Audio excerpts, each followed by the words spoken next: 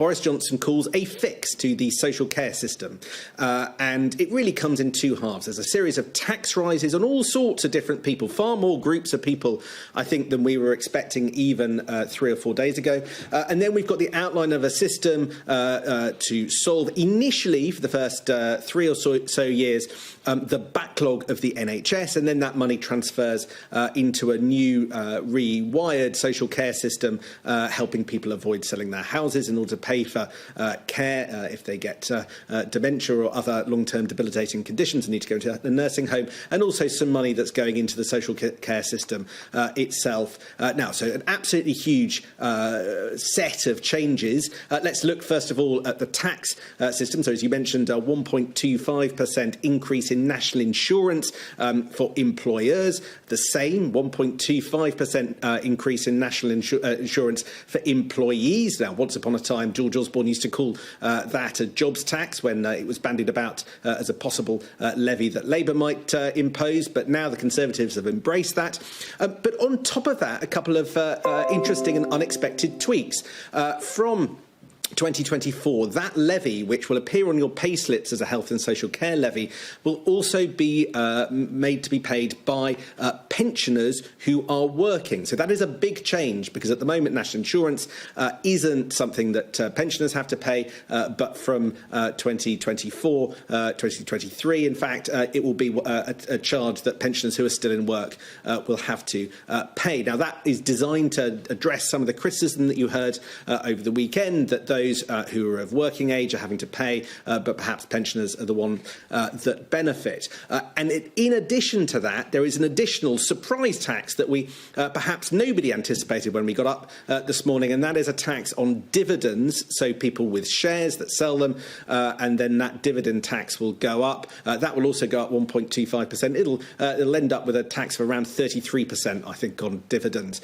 So that will largely be paid by business, although some wealthy individuals also trade in shares. So that will be another hit to high earners. Again, addressing those criticism that we are hearing over the weekend from Conservatives about fairness. And at this point, it's probably worth pointing out, Nick, that it looks as if the Prime Minister has pulled off a very interesting trick here, because when the reports emerged, as they did just before the summer, that they were looking at imposing an additional charge on national insurance of 1%, maybe as much as 2% at one point, there was a hue and cry from many, many Tory MPs, not just about the principle of breaking a manifesto pledge, which this tax rise would do. 2019 manifesto committed to not rise national insurance, but also there were concerns about who was paying and who was benefiting, and the mismatch of that unnerved many Tory MPs, particularly over the weekend, with several speaking out. Now, it has to be said, Nick, that listening to the Commons debate that took place after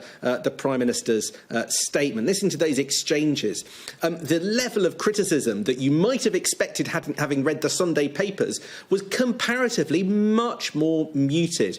There were some small lines of dissent, but nothing bombastic. There haven't been, just to point it out, this is obvious on one level, but there haven't been cabinet minister resignations, ministerial resignations, or great big speeches from significant backbenchers decrying today's new system, which you might have thought could be happening if you'd followed the issue over the last few days. About as punchy as it got in the Commons chamber was the Tory right-wing Conservative Marcus Fish.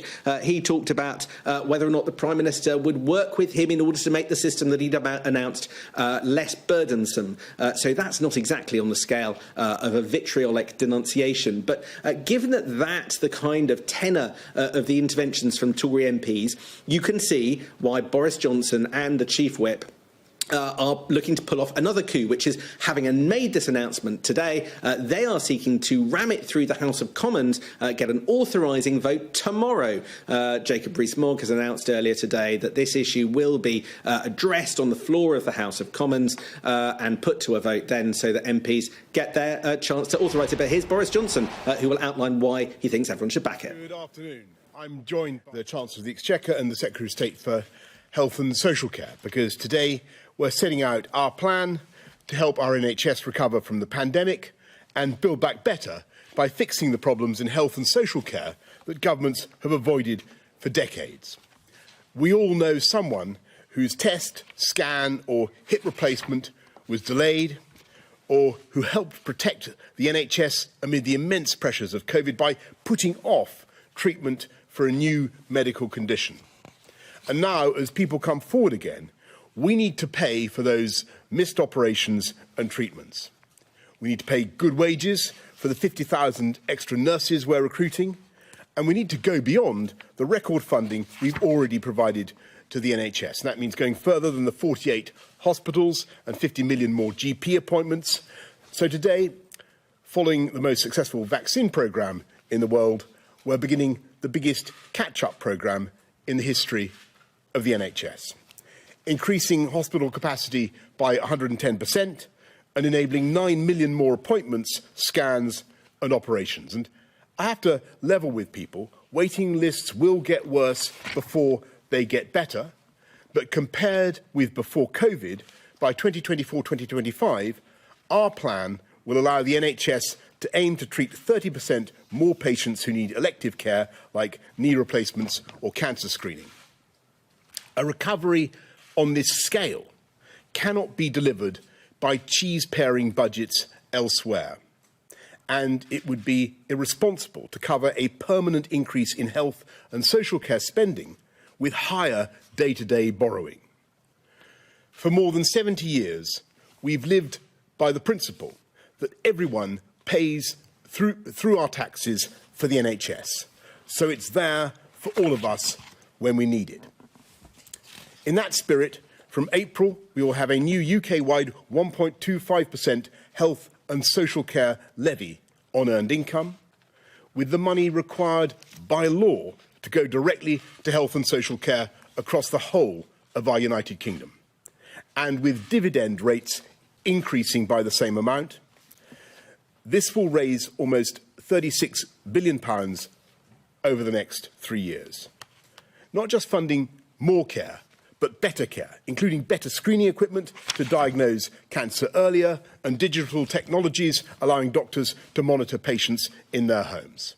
The levy will share the cost as fairly as possible between people and businesses, because we all benefit from a well-supported NHS and all businesses benefit from a healthy workforce. And those who earn more will pay more, including those who continue to work over the state pension age. The highest earning 14% of the population will pay around half of the revenue raised. No one earning less than £9,568 will pay a penny, and most small businesses will be protected, with 40% paying nothing extra at all. And this new investment will go alongside vital reform, because we learned from the pandemic that we can't fix the NHS unless we also fix social care. When COVID struck, there were 30,000 hospital beds in England occupied by people who would have been better cared for elsewhere. And the inevitable consequence was that patients couldn't get the hip operations or cancer treatment or whatever other help they needed. And those people were often in hospital because they feared the costs of care in a residential home. If you suffer from cancer or heart disease, the NHS will cover the costs of your treatment in full. But if you develop Alzheimer's or Parkinson's, then you have to pay for everything above a very low threshold. Today, 1 in 7 of us can expect to face care costs exceeding £100,000 in our later years, and millions more live in fear that they could be among the 1 in 7. Suppose you have a house worth £250,000 and you're in a care home for 8 years. Then once you've paid your bills, you could be left with just £14,000 after a lifetime of work and effort and saving, having sacrificed everything else, everything that you would otherwise have passed on to your children, simply to avoid the indignity of suffering.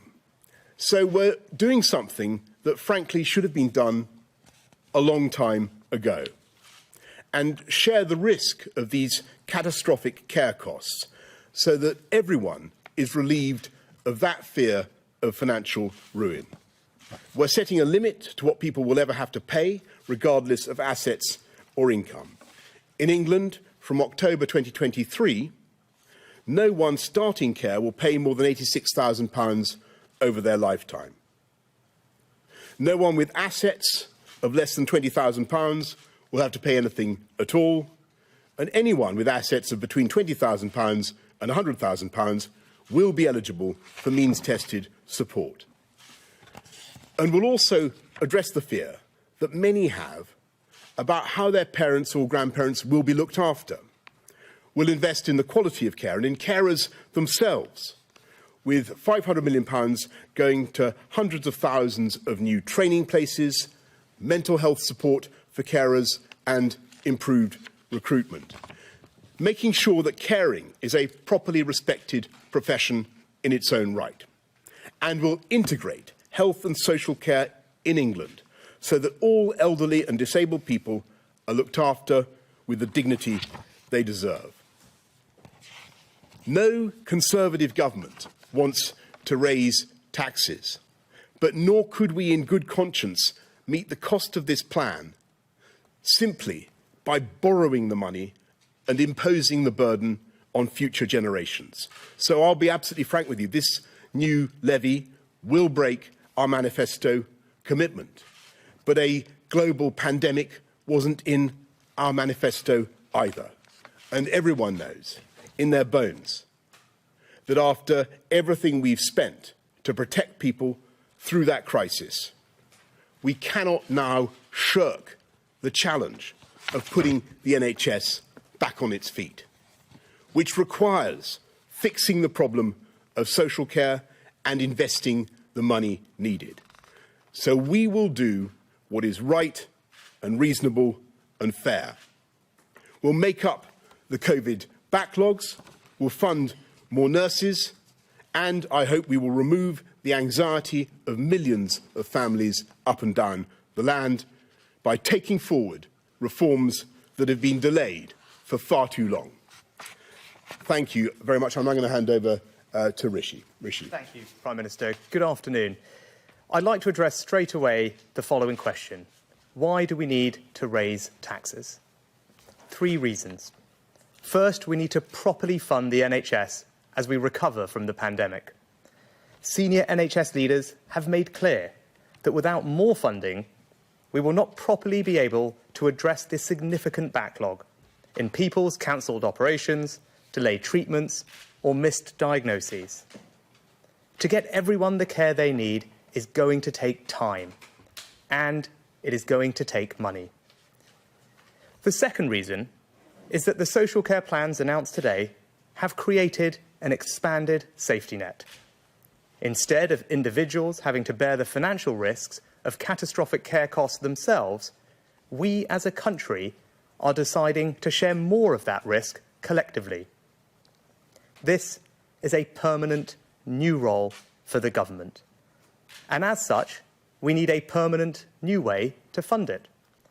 The only alternative would be to borrow more indefinitely. But that would be irresponsible at a time when our national debt is already the highest it has been in peacetime. And it would be dishonest. Borrowing more today just means higher taxes tomorrow. The third reason we need to raise taxes is to fund the government's vision for the future of health and social care. Properly funded, we can tackle not just the NHS backlog and expand the social care safety net. We can afford the nurses' pay rise, invest in the newest, most modern equipment, prepare for the next pandemic, and provide one of the largest investments ever to upskill social care workers. In other words, we can build the modern, more efficient health and social care services the British public deserves. To fund this vital spending, we will introduce a new UK-wide health and social care levy. From next April, we will ask businesses, employees and the self-employed to pay an extra 1.25% on earnings. All the money we raise will be legally ring-fenced, which means every pound from the levy will go directly to health and social care. The levy is the best way to raise the funds we need. It is fair. The more you earn, the more you pay. It is honest. It is not a stealth tax or borrowed. The levy will be there in black and white on people's payslips. And it is UK-wide, so people in England, Scotland and Wales and Northern Ireland will all pay the same amount. To make sure everyone pays their fair share, we will also increase dividend tax rates by the same amount. And from 2023, people over the age of 66 will be asked to pay the levy on their earnings too. No government wants to have to raise taxes. But these are extraordinary times, and we face extraordinary circumstances. For more than 70 years, it has been an article of faith in this country that our National Health Service should be free at the point of use, funded by general taxation. If we are serious about defending this principle in a post-COVID world, we have to be honest with ourselves about the cost that brings and be prepared to take the difficult and responsible decisions to meet them. Thank you. And I'll hand over to the Health Secretary. Thanks, Rishi. As the Prime Minister and Chancellor have just underlined, this is such an important moment for the health and social care services in our country. Over the past 18 months, we've seen how everyone working in health and social care has moved mountains. They've treated over 500,000 patients with COVID. They've jabbed 90 million times. And they've cared for our elderly and the most vulnerable at a difficult time. Inevitably, this has taken its toll. And it's right that we urgently address it, even when that involves taking some difficult decisions. Yesterday, we announced a further £5.4 billion to support the NHS over the next 6 months. But we're all clear. This is also the moment to invest in health and social care for the long term. It's easy to get lost in some of these big numbers. So I want to set out why this investment is needed and where it is going. First, the NHS. Over the weekend, I met health ministers from the world's biggest 20 economies. We're all in the same boat, left with the consequences of a destructive global pandemic. Here at home, before the pandemic, 9 in 10 people were treated within 24 weeks. Now, it's 45 weeks. Today, we have a backlog of 5.5 million people and the potential for that to rise even higher. I think we can all understand why this has happened. But none of us on this podium are prepared to stand by and watch that figure go as high as 13 million, which is what would happen if it was business as usual. That would be inexcusable. And the responsible thing to do is to act now. The majority of funds from the new levy will initially go into the health service. Together, we're investing in the biggest catch-up plan the NHS has ever seen and carrying out 9 million more checks, scans and treatments. For instance, we're going to ensure that the vital work of routine operations, things like hip replacements, cataract surgery, never stops. And we're also investing in the next generation of scanners, screening equipment, so that we can find deadly diseases like cancer much more quickly. All of this builds on the historic levels of funding that we've already provided. Since the 2018 settlement, we've increased the health budget year on year to record levels. Because we've all taken our responsibilities to the NHS very seriously. And as the Prime Minister just set out, this is also the moment for another historic settlement. The moment to stop the crisis in social care and end the lottery of how we all pay for it. Around 1 in 7 people end up spending over £100,000 on their social care. And often, the heaviest burden falls on those that are least able to bear it. That's not right, it's not fair, and we're going to put an end to it. From October 2023, no one will have to pay more than £86,000 in care costs over their lifetime. And that cap will be there for everyone, regardless of any conditions you have, where you live, how old you are, or how much you earn. We're also casting the safety net further. No one with assets less than £20,000 will have to make any contribution from their savings or housing wealth, and that's up from £14,250 today. Anyone with assets between £20,000 and £100,000 will be eligible for some mean-tested support. We know charging reform alone is not going to be enough, so the wider work of reform also begins now. This includes investing more than £500 million in the incredible social care workforce, ensuring that unpaid carers get more support and advice and respite that they need. And we're publishing an integration white paper that will help us deliver health and care as one. So we're making these historic investments in health and social care together. They've shown how serious we are about tackling the challenges that we face, the backlog, the social care crisis, and we're not going to leave these challenges to future governments or future generations. We're making these investments together so that many millions more get the chance to live happier and healthier lives. Thank you, Prime Minister. Thank you very much, Saj, and thank you, Rishi. Let's go to the media, and can I possibly ask, rather than asking each of us one question, could you possibly try and target your questions at one of us, and we'll try and get through as many as we can, or just target one question at whomsoever you choose. Laura Koonsberg, BBC.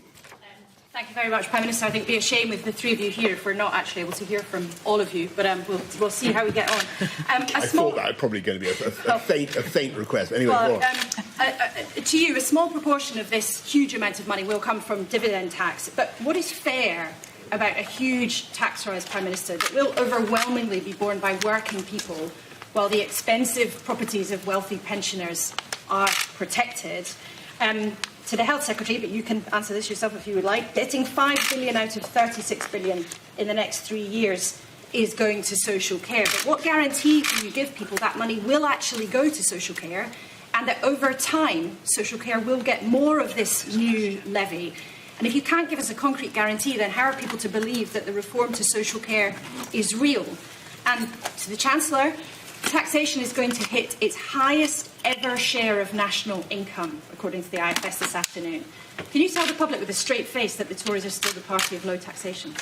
Thanks very much. I knew that was going to be a vain request, but never mind. You're quite right. You're quite. It's a very important subject, and you're right to want a range of questions. On the fairness issue, don't forget what is happening here. We're in the measures that we're setting out today. We're protecting everybody's assets of up to £100,000, and if you remember beforehand, that was down £23,000. That's more than 4 times as much protection. So people up and down the country, wherever they are, who have assets up to £100,000, will find that they get help. We're lifting the threshold, the minimum that you have to have before you can be asked to pay, lifting that up to £20,000 from £14,000. So that's a very progressive measure. And the Institute for Fiscal Studies have themselves said today that this is a progressive and broad-based measure. And it's quite right that those with the broadest shoulders should bear the biggest burden. And that's exactly what we're doing, because the 14% of the wealthiest 14% of the population will pay at least half of this burden, of this tax yield. And I just say to those who say we shouldn't be raising taxes now, I think everybody knows the extent of this government's commitment, of the financial commitment that the government has made to the country during the pandemic, £407 billion to provide jobs, to support jobs and livelihoods through all manner of schemes. It's been hugely expensive, but it's been the right thing to do. But it's also now the right thing to do to take reasonable, fair, responsible steps to put the NHS back on its feet, and that's what we're doing. But, Prime Minister, plenty of people don't have assets. They have wages. And people who have wages and no assets are the ones who will pay here. But everybody, Laura, everybody has relatives who can potentially face the costs of care, who need better service in the care sector. Everybody, every family in this country faces this risk, and everybody has needs our wonderful NHS, and everybody has, as I said at the beginning, has an aunt or a friend and we all know somebody whose treatment has been delayed as a result of the pandemic. Everybody needs those waiting lists cleared, and that is what this is about. But Rishi and Saj. Thanks, Prime Minister. Laura, I'd start by saying, echo what I said in my remarks. None of us standing here wants to be in a situation where we have to raise taxes. But I think the Health Secretary Saj set out a powerful rationale for why extra investment is needed, which I think people will understand.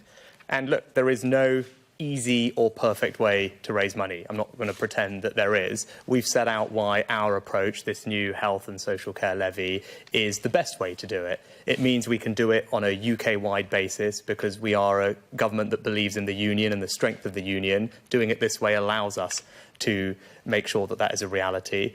It also means that we do it, as the Prime Minister said, the IFS have called it a broad-based and progressive way to do it, and it ensures we get a widest possible participation. So, as I said, look, there is no perfect or easy way to do it, but I think there is a compelling case to do it, and I think we have reasons why we think this is the best way. And even if people don't like that, and I can certainly sympathise with that and appreciate that, hopefully they will at least respect the honesty and the responsibility that we're showing towards this issue and the way we're going about tackling it.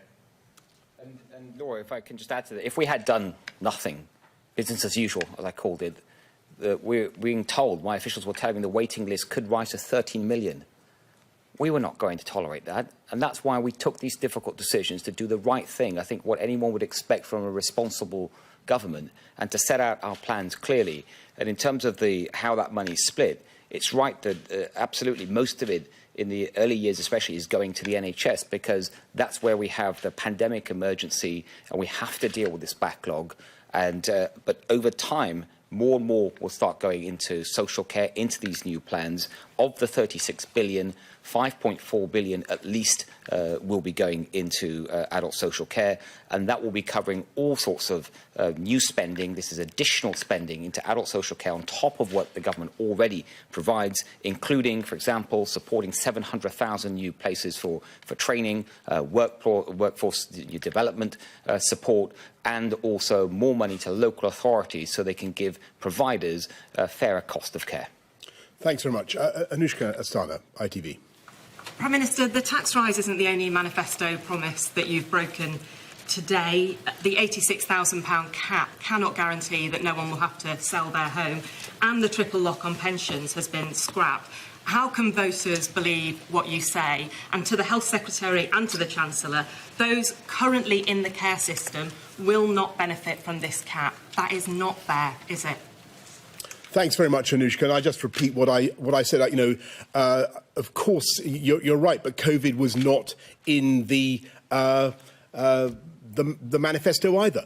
And what we're dealing with is two things at once. We're using the health and social care levy, which I think is the right thing to do, a legally hypothecated levy, to address the backlogs in the NHS, the waiting lists, so people get the treatment that they need. But we're also, for the first time in decades, doing something that no government has done before, which is fixing one of the underlying problems that causes those delays in the NHS, and that is the crisis in social care and people's anxiety about where their relatives should best be treated. And the phenomenon of delayed discharges is partly caused by that anxiety and by the problems we've got in social care. So that's why the two things fit together, and why you can't fix the NHS without also tackling the long-term problems of social care. And I think that is the right thing to do. And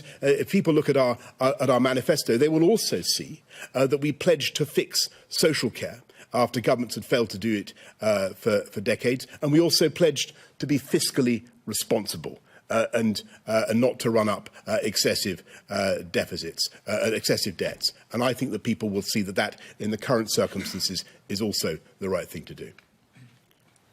And Pierre, I can just add to that, if I may, that it is the case that these policies on adult social care, they will kick in from October 2023. And yes, it is. Those that are the other side of that date, it won't apply to them. And that is the case for any new major policy change. Unfortunately, there will be people sometimes that are the other side of a start date. And I completely understand the concerns that have been raised by people affected, or I guess not affected in that way. But it's important that we just get on with this change. It's a big change. It's going to take time to get it right. We need to consult and work with local authorities and many other stakeholders in this sector, and we'll do that and get it right and start it on time in October 2023. Thanks.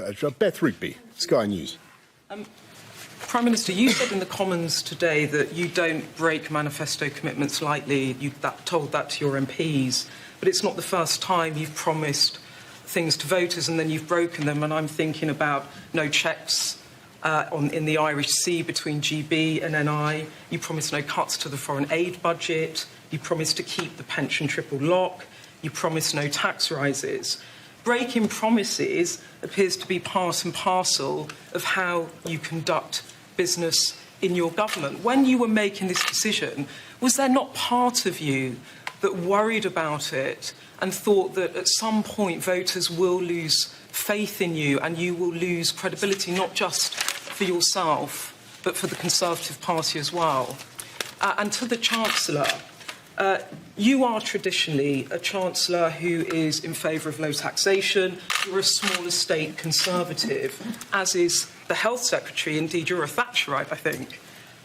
You've announced today a £10 billion tax rise for workers on top of a £25 billion tax rise in the budget by freezing income tax allowances and thresholds.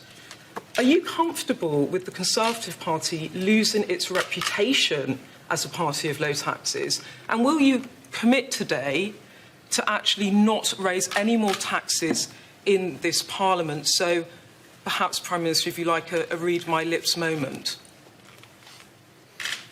Read your lips, Beth. I'm going to listen. Of course, you're right about what you say. Nobody lightly wants to raise taxes, as Rishi and I and Sajid have all said. But the fact is that nobody in any manifesto that I read saw a pandemic coming in which the country had to spend many billions of pounds, 407 billions, supporting people up and down the country and putting us in a fiscally very difficult situation, or putting a great deal of pressure on our finances. And what we did say in that, and we said two things in that manifesto, that I have to take a judgment, make a choice about what I think is the higher priority. And I think that what the people of this country will want after what we've all been through is honesty and fairness and rationality about the situation, and that means making sure that we don't just leave the burden to mount up for future generations, that we do address the costs of the pandemic on the NHS, which have been colossal. We need to fix those now, but we also need to fix one of the underlying causes of problems in the NHS, social care, which has been shirked by governments for decades, and which will help us to fix the problems in the NHS, and also, by the way, enables us to fulfil an important manifesto commitment and it enables us to deliver on the promise I made on the steps of Downing Street. And I actually think that this will make a huge positive difference to millions of families up and down the country, and I think it's a very important moment for this country. How would you have paid for it then? You made the promise on debt in the steps of Johnson. How would you have paid for it? You're using the pandemic as cover, aren't you, to break tax promises? No. I think most reasonable people can see that as a result of the expenditure that has been necessary and the hit that the economy has taken, the fiscal position is very different from anything that could reasonably have been foreseen before the manifesto. So you've got to adjust and do the things that I think are the priority of the British people. And I believe that this is our national priority. I believe our NHS is our national priority, and I don't think you can fix the NHS without fixing social care. Rishi. Just add on that, Beth. You asked how will people view us on these matters, which is totally fair. I think, first of all, people hopefully will recognise that we do face extraordinary circumstances, and you put some big numbers on the tax side. Yeah, but equally, people also know we borrowed more last year than at any time since World War II. Right? We're borrowing more this year than any year since last year, and our debt is at a peacetime high. So people recognise we're grappling with difficult times. And you said, what will your reputation be? Well, hopefully, people will know that we should have a reputation for being a party and a government that is responsible with the nation's finances. And that is really important to all of us standing here. It's a commitment that we always make to people, and they recognise that sometimes that means you have to do difficult things. And I would say to people, you can trust us to be not just responsible, but take the difficult decisions when they're necessary in the best interest of the country. And that's what today's approach is all about. Prime Minister, will you just rule out any more tax rises so everyone has to swallow an NI rise for workers? Will you actually just tell the public, now that's it? You're not going to spring another tax rise on them in this Parliament? Beth, I admire your approach, but of course all fiscal matters are matter for the Chancellor. It's totally wrong for me. You can ask Rishi too. But what I can certainly tell you is that the stand before there are not many people in the Conservative Party, or indeed in government, or indeed in the Conservative Party, who are more dedicated to cutting taxes, bearing down on taxes where we can, than the three people standing before you today. But I absolutely assure you the truth of that. But we face a reality which is that the fiscal position has changed radically from the one that we found ourselves in 2019, and we can. I think the economy is growing strongly. We'll come through this very well. I'm very impressed with the number of jobs that are being created, the growth that we're seeing. But we've got to be reasonable, and we've got to be pragmatic, and so we're taking the steps that we are. Thank you, Beth. Ben Riley-Smith of the Daily Telegraph. Yes, thank you. Prime Minister, one quick question, just to drill down on that again. At heart, are you really still a low-tax Tory when you think of your own personal ideology? And I will give you a third chance to rule out this Parliament any further tax rises if you want. I certainly don't want any more tax rises this Parliament. If you want me to give that emotional commitment, of course that's the case. But there's a formality in these things, which is that fiscal matters are reserved. These are decisions that the Chancellor must make in the course of his budgets, and that's quite proper. And to Tory voters, can you assure them you are still a low-tax Tory, because that's what you ran on in 2019? I cut my share when I was Mayor of London. I cut my share of the council tax by 20%, and I want to.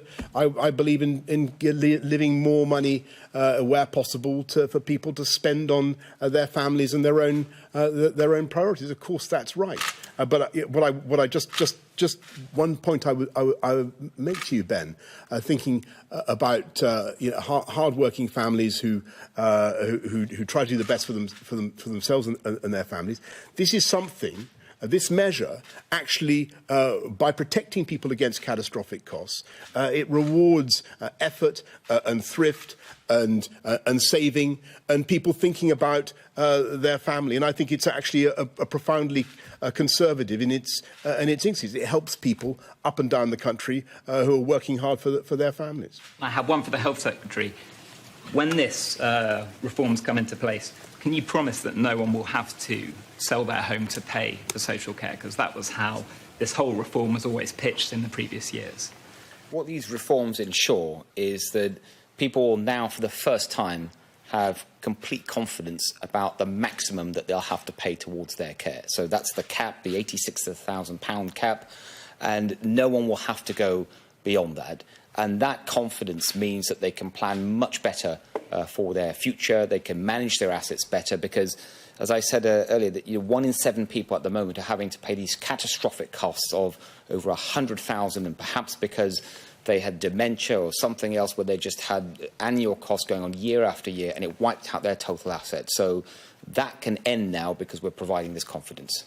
And you're bringing the magic of average to the rescue of the millions in the famous phrase. Mesa Hall at the Express. Thank you, Prime Minister. You're breaking your manifesto promises to pensioners by not raising state pension in line with earnings. Aren't you missing a historic opportunity to improve what is one of the worst pensions in Europe, state pensions in Europe? Haven't pensioners got a right to feel betrayed, and aren't you effectively robbing them of £7 a week? Well, I hope not, Mesa, and I really don't think so. First of all, can I congratulate the Express for the campaigns that you run on behalf of pensioners. I think they're quite right, and we will always stand up for pensioners in this government. We believe passionately in that. What we're trying to deal with is a statistical freak caused by the COVID pandemic, so that one of the data in the triple lock jagged down and up again very sharply, with a weird effect on pensions, and pensioners will still get. Pensioners will still be protected. They'll still get 2.5%. They'll still be protected against rises in the cost of living. What we're trying to deal with is that that big upward spike in earnings which was a function of the big downward spike caused by COVID. And I think most people can see that, I hope, and I hope that people can see that it's fair. But Rishi, is there anyone to add to that? I don't think anything to add. I think the Prime Minister used the word statistical anomaly, distortion, artificial. Those are not our words. Those are the words of all the independent commentators about this issue. And it's temporary. It's just for this year. And so hopefully pensioners will feel reassured that not only have we protected them in the past, we're protecting them this year with at least a 2.5% increase in pensions, or higher if the cost of living is increasing faster than that, and we will continue with the triple lock thereafter. Great, thanks. Arj Singh from the Eye. Hi, Prime Minister. Another one of your manifesto commitments was that you'd seek a cross-party consensus on social care reform to ensure that it stands the test of time. Why did you fail to do this, and are you concerned that the social care problem may not be fixed once and for all, as you said, as a result? Thanks very much, Arj. And I do want to achieve a cross-party consensus where possible. But one of the interesting things that came out in the statement just now in the House of Commons was, of course, that there was a cross-party agreement by the Committee on Social Care that there should be a levy paid for out of taxation, out of NICs, I think. In fact, they even said, and so there were members across the House who backed that proposal. This is identical or very similar to the one that we're coming forward with today. So I do hope that colleagues across the House will see that what we're doing is the right and the progressive thing to do, that the burden is being borne overwhelmingly by those who are most able to bear it, and I hope that that people will support it in the House of Commons. And I was encouraged by what I was hearing this afternoon from colleagues across the House, actually, and not just from our benches, from other benches as well. OK, folks, thank you all very much. Thank you. You've had in a long time. It'd be great to ask you about one of the fundamental. Yes, so let me hang on, Pippa. I'll get a Pippa. Okay, right. I can see. You see, my objective in asking for not independently targetable questions was to try to give you all more of a chance. Okay, we'll go. Okay, we'll go to Pippa and then Tom. Oh my goodness! Right. Well, I think I'm going to. Here's what we're going to do. We're going to take 5 more. All right, and I'm going to be draconian, arbitrary. And ruthless in the way I decide to appoint these. I'm going to go to Pippa first. I just wanted to ask a little bit more about the care funding aspect of it, which was announced today, the 5.3 billion over 3 years. I mean, some of the care providers are very anxious about this. MENCAP has said it's not going to be enough to fix the care crisis now. The UK Home Care Association says it's nowhere near enough. Census described it as being social care system treated again as the Cinderella service when compared to the NHS. Is £5.3 billion over 3 years really enough, given only half of it will be going on reform?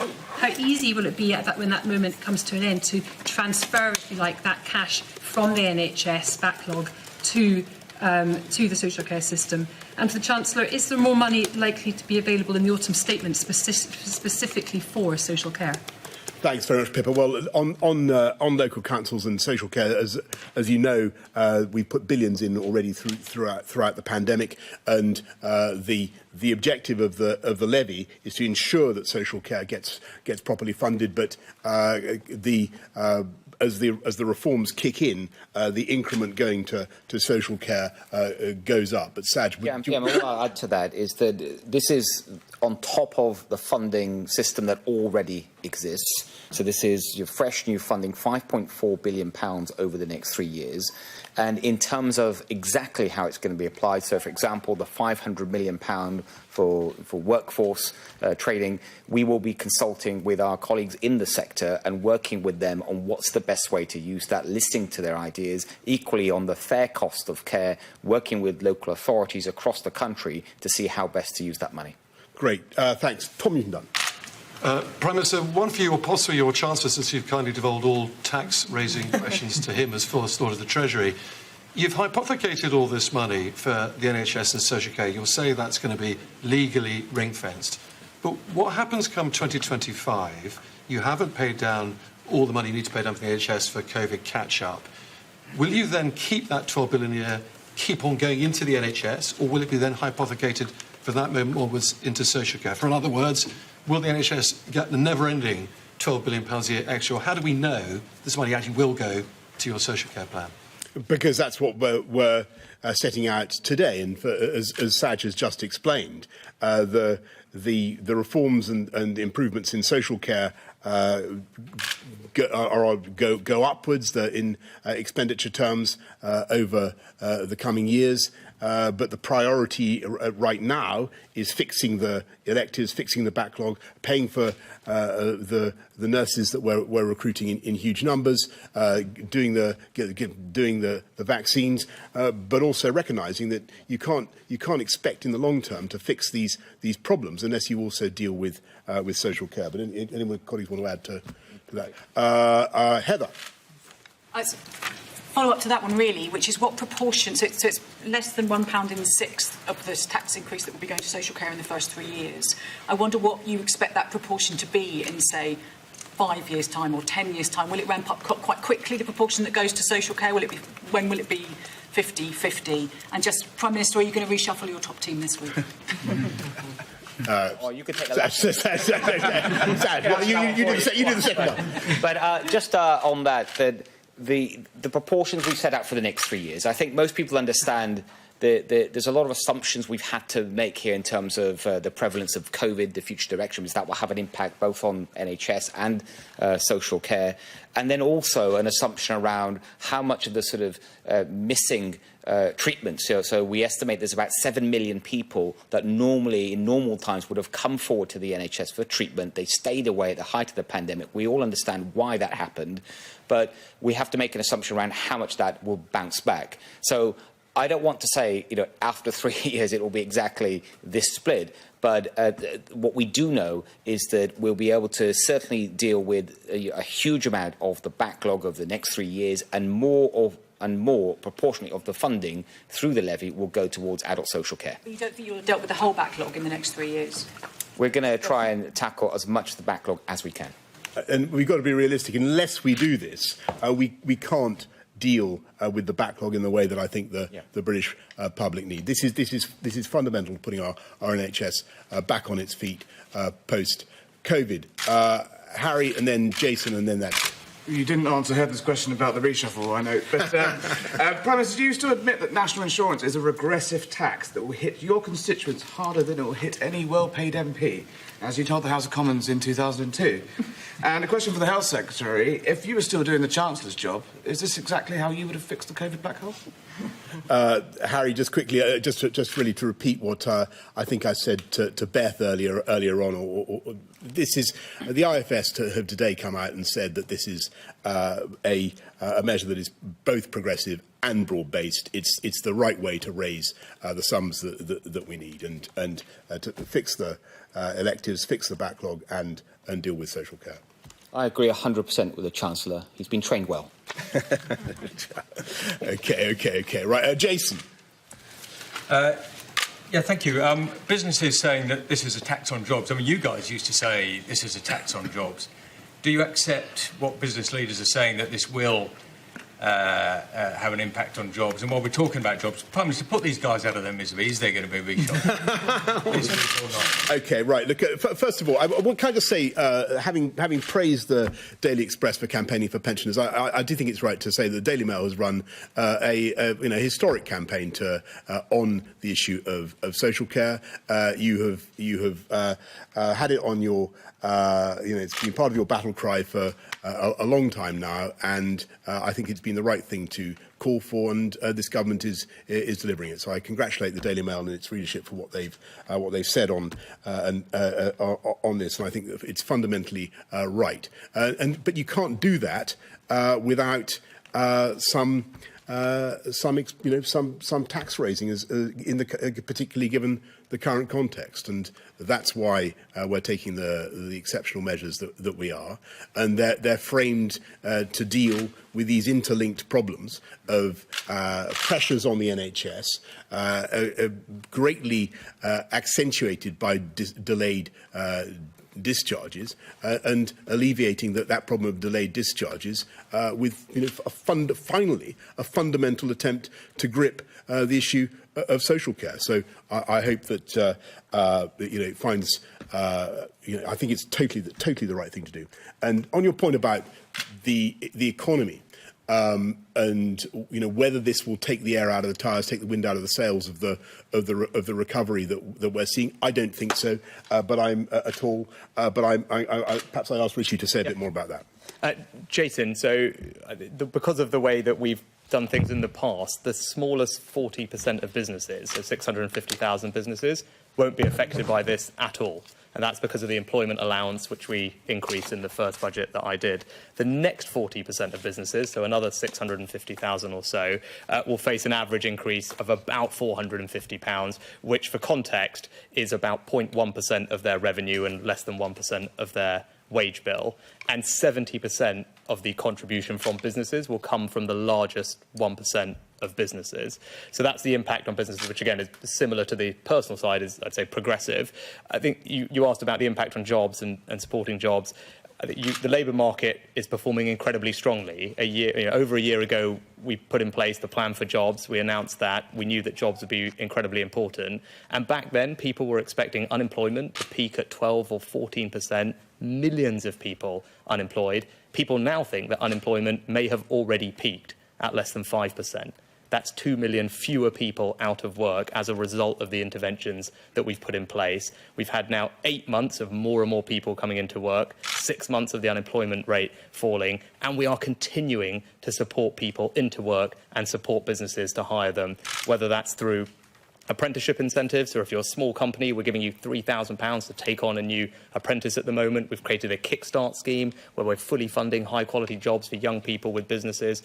So across the board, I think we are doing an enormous amount to get people into work and support companies to hire them, and you can see that in the statistics. Our plan for jobs is working.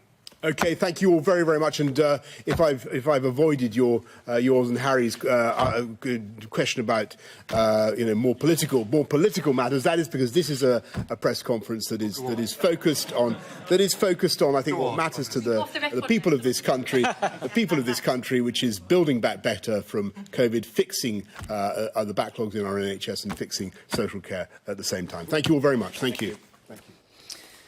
There you go, the Prime Minister turning there. He was joined by the Health Secretary and the Chancellor for that news conference. Lasted about 50 minutes in its entirety, defending the decision to put up national insurance rates by 1.25 percentage points. Let's join our Deputy Political Editor, Sam Coates, who has followed every word of that. Sam, what did you make of it? No Conservative government, he said, wants to raise taxes.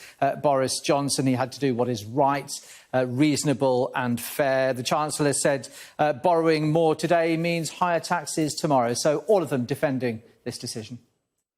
He set out a very similar case to the one in the Commons, saying that it was unfair at the present that if you got cancer, you didn't have to pay anything for your treatment, but if you ended up with Alzheimer's, you did, and you could lose all of your assets. We've heard that continually through the day from the Prime Minister. Let's pick out three important things from today's press conference. The first was that he refused to answer Beth Rigby, Sky News political editor's question, ask for a commitment that there would be no more tax rises in this Parliament. He just wouldn't do it. He said, emotionally, I'm a low-tax Conservative, but I can't make that commitment. That is significant. Second thing, he said that he was asked to defend why, amongst the vast amounts of money that are being given away over the next 3 years, so it's a £12 billion a year, so 36 billion over 3 years, why only a small amount of that, 5.4 billion, is going to social care, and within that, quite a lot, about half of that 5.4 billion over 3 years, is going simply on replacing the funding that people no longer have to put up when they pay the bills at the moment themselves. The state will step in.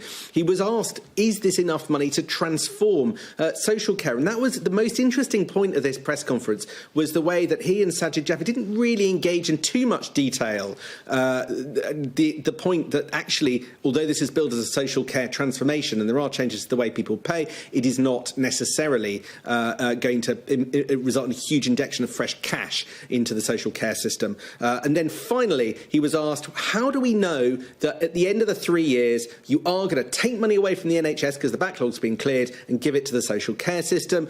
And that was where there was a fascinating admission from Sajid Javid, the Health Secretary, that really all they had to go on was assumptions. They may not have completed that work. So that leaves a huge question mark over exactly when, why and how much money the social care system will be getting in 3 years' time. A big admission there from the Health Secretary.